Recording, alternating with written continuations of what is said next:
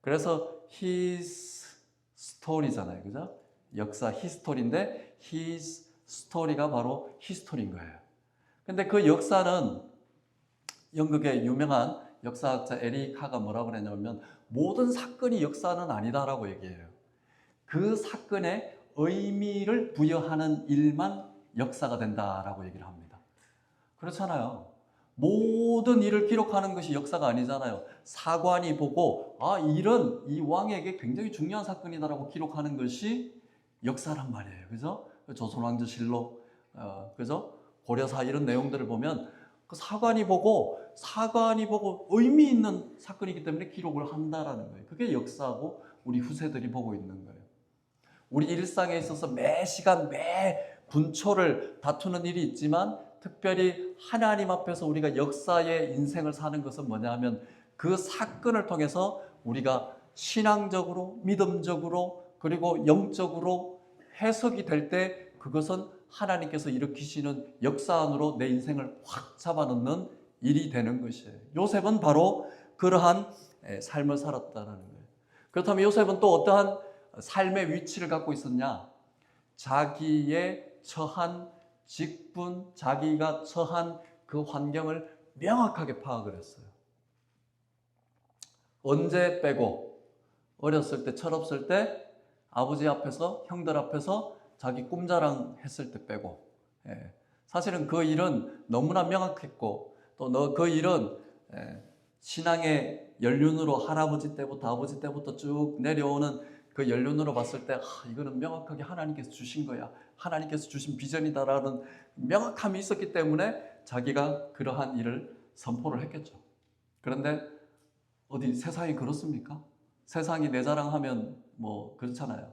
그러나 그 일 때문에 요셉이 이렇게 노예의 위치에서 또 죄수의 위치에서 그는 단 한마디도 불평하지 않는 모습.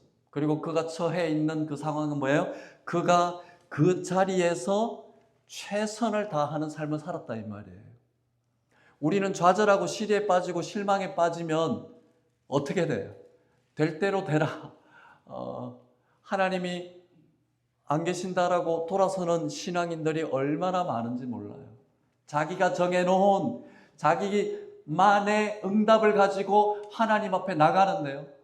하나님은 그 응답보다도 더 큰 일을 이루시기 위해서 비전을 주시고 소망을 주시고 우리에게 믿음을 끊임없이 주시는데 내가 정해놓은 그 조그만 틀 안에서 하나님을 움직이려고 하니 하나님이 거기에 들어올 수가 없는 거죠.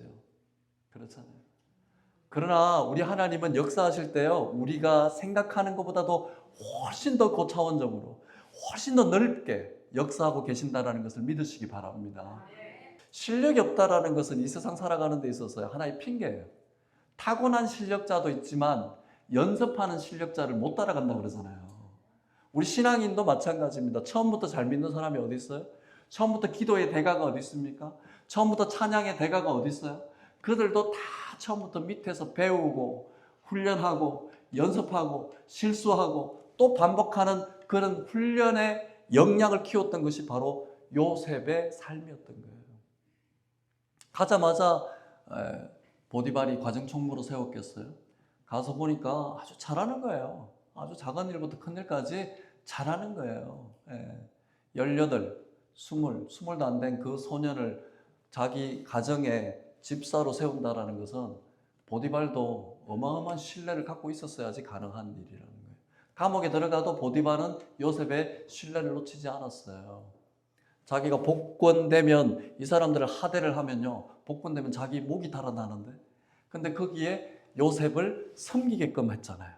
그러니까 보디발은 여전히 요셉을 신뢰하고 있었다는 것을 우리가 알 수가 있는 거예요. 요셉의 삶을 주관하는 분은 바로 하나님이신 거예요.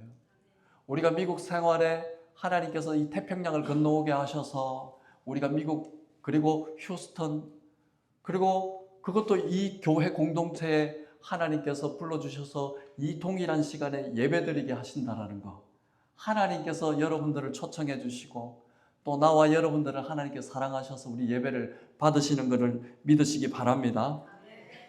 역사의 주관자 하나님이시고 그 역사 안에서 내가 처해야 될 성실함이 무엇인지 우리가 요셉의 삶을 통해서 알아야 된다라는 거예요. 먼 미래만 바라보고 다음에 내일 없어요. 제가 정리해 놓은 유튜브에 백만장자들의 삶 거기 보니까요, 공통점을 딱 하나 잡아내더라고요. 이 사람들은 삶의 루틴이 있다라고요.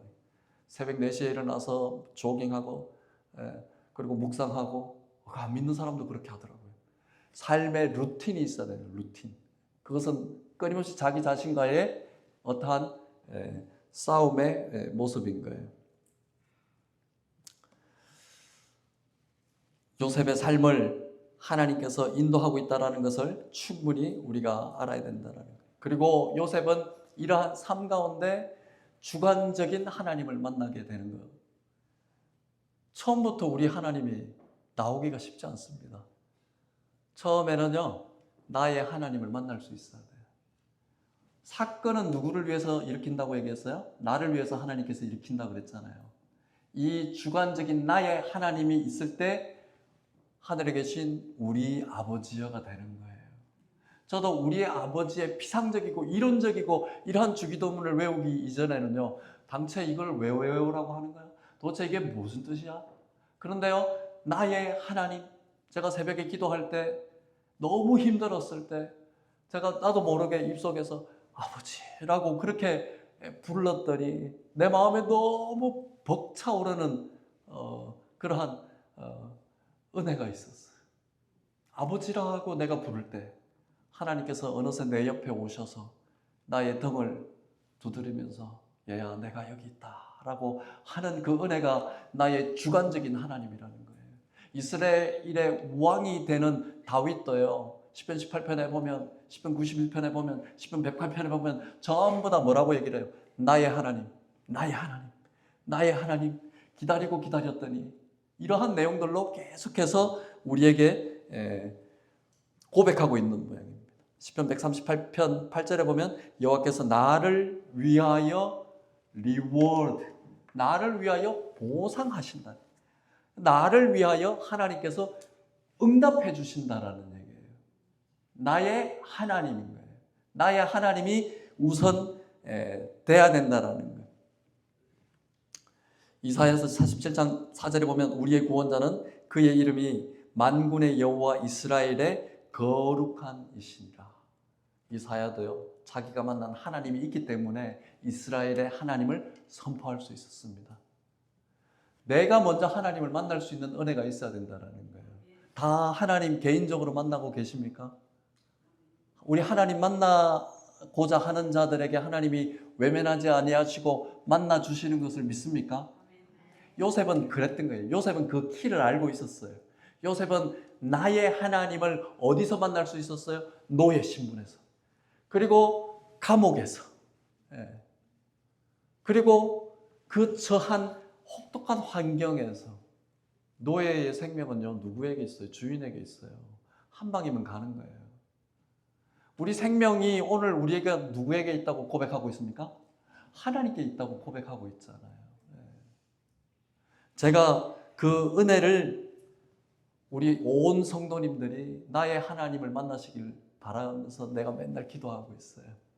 우리 공동체의 하나님, 나의 하나님이 있기 전에는 이론적인 하나님일 수밖에 없어요. 나의 하나님, 나의 하나님을 먼저 만나는 은혜가 있기를 소원합니다. 요셉의 감옥에서의 석방의 지연이 된 것도 하나님이시고요. 1절에 보면. 그리고요, 요셉의 석방의 방법도 하나님께서 해주세요. 사건을 일으키시잖아요. 그죠? 술과는 빵과는. 그리고 또 다른 사건이 뭐예요? 이번에는 바로에게 꿈을 꾸게 해주신다는 것을 41장을 통해서 알 수 있잖아요.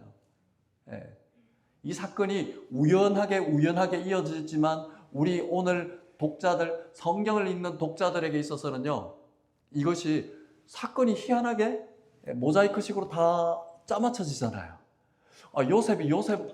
바로가 요셉을 압니까? 술가는 장이 요셉을 원래 알았던 사람도 아니에요. 만날래야 만날 수도 없었어요. 그러나 사건을 통해서 요셉이 장관들하고 만나게 되고 그리고 사건을 통해서 왕을 만나게 되는 이러한 일들이 바로 하나님의 섭리예요. 이걸 신학적으로 말하면 하나님의 언약이에요. 언약. 이걸 이제 언약 신학에서 굉장히 중요한 얘기예요. 커버넌트 디알라지라고 하나님께서는요 우리에게 언약을 주셨어요. 믿으세요? 우리 개인에게도 우리 권사님에게도 우리 집사님에게도 모두에게 하나님이 나를 만나시면서 내게 주시는 약속이 있어요. 그것이 언약이에요. 언약. 요셉의 이 사건 아무도 해석할 수 없어요. 술사들, 현인들. 그런데 이 해석은 누구에게 있다고 얘기를 합니까? 하나님께서 당신의 마음을 평안하게 하실 것입니다. 하나님께 그 영광을 이 상황에서도 불러내고 있다라는 거예요. 나 좀 붙잡아 주세요. 저는 그렇게 들리더라고요. AI가 아닌데 나 좀 붙잡아 주세요. 그래서 나는 그렇게 듣고 제가 그랬어요. 아버님 매주 토요일 12시 마치고 유일하게 골프 치는 날이 12시니 아니 토요일이니 그러면 저한테 커피 한 잔만 주세요. 토요일 날 1시간이면 됩니다. 커피 주실래요? 안 주실래요? 커피 없으면 제가 가지고 가겠습니다. 우리 집에 커피 많아요 그러더라고요. 커피 저하고 1시간 딱 마시고 텃밭에 가서 일하시면 되겠네요. 그랬더니 알겠대요.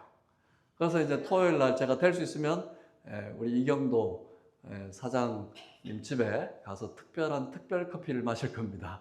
거기서 왕창 복음을 전할 수 있는 하나님의 섭리는 이렇게 되더라고요. 저는 강감래 권사님의 기도가 헛되지 않다고 생각해요. 왜냐하면 맨날 이 딸들 둘이가 교회도 안 가고 손주들도 교회도 안 가고 걱정하시는데 이 권사님의 기도를 들으셨어요. 본인이 널싱홈으로 가는 바람에 저가 널싱홈으로 나가는 걸 알고 계시고 우리 교인들하고 우리 권사님하고 그걸 알고 자기가 널싱홈에 더 친밀하게 느껴지는 이 일을 통해서 하나님께서 역사하시는 것을 제가 봤습니다. 바로 보세요.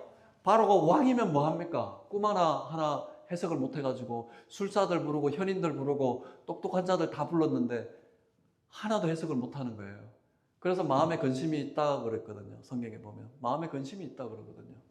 우리가 일상생활에서 우리가 해결할 수 없어요. 내일 모레 70, 80, 내일 모레 90 우리의 삶의 한계는요. 우리가 해결할 수 없다라는 거예요. 지금 처해 있는 곳에서 소망을 둬야 됩니까? 안 둬야 됩니까? 지금 처해 있는 곳에서 원망과 불평이 아니라 뭐예요? 소망을 둬야 돼요. 원망과 불평의 반대말은 소망이에요. 소망. 소망을 둬야지 이 원망과 불평을 잡아먹는다 이 말이에요. 그래야지 감사할 수 있습니다. 그죠? 감사할 수 있어요. 자, 14절 한 절만 읽고 마치겠습니다. 시작.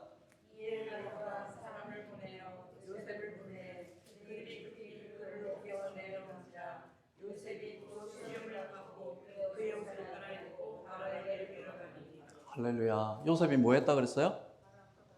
수염을 깎았다 그랬죠. 또 옷도 갈아입었겠죠. 뭐예요? 요셉은 이미 이 일을 알고 준비하는 삶이에요. 하나님 앞에 얼마나 여러분들 준비하고 있습니까? 요셉은요, 왕 앞에 불림받을 때요, 그냥 안 나갔어요. 깨끗하게 수염 면도하고 옷 딱 갈아입고 품위를 가지고 나가는 것을 알 수가 있어요. 어떤 품위요? 하나님의 백성의 품위로서 나간 겁니다. 우리 주일날 올 때 하나님의 백성의 품위로 지금 이 의상 마음가짐으로 나오고 있느냐? 이 우리 모두에게 주는 도전인 줄 믿습니다. 다른 사람을 대할 때요, 하나님의 백성으로 품위가 있습니까? 몰골이 어떻게 하든 상관없어요. 그거는 옷이 비싸고 싸고 이런 부분이 아니에요. 하나님의 백성으로 내가 얼마나 거기에 합당한 품격을 가지고 있느냐 이 말입니다.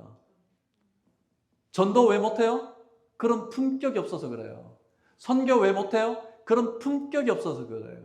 준비가 안 돼 있어서 그래요. 목사님 저는요 말주변이 없고요. 아니요. 하나님 앞에 위상과 품격을 한번 생각해 보세요. 위상과 품격을 생각해 보세요. 저는 그것을 하나님 앞에 바로 믿는 삶의 태도라고 저는 생각합니다. 이 노예 주제가 왕 앞에 불려가면 해석만 하고 오면 되죠. 그렇잖아요. 왕 앞에 불려가가지고 아예 뭐 그런 것 같습니다. 잘못 해석하면 어떻게 돼요?